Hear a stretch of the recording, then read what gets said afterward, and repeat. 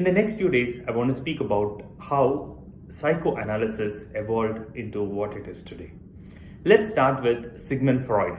Sigmund Freud is considered as father of psychoanalysis. He tried to split mind into three layers. The basic layer is called id, and then there is ego on top of it, and then superego above that. Let's start with the foundational layer of id.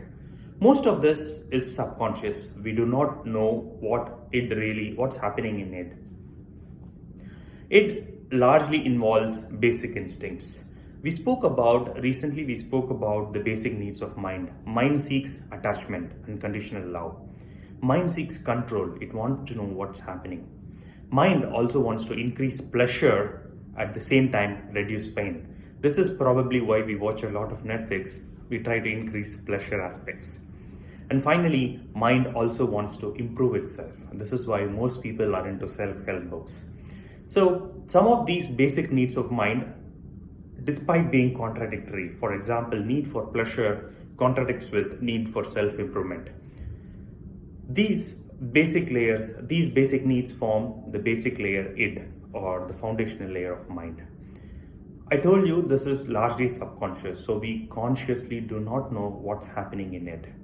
Meditation and mindfulness are probably some of the ways through which we could understand what is happening in id.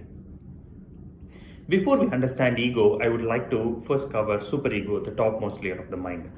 These are imaginary rules that are set by us for ourselves.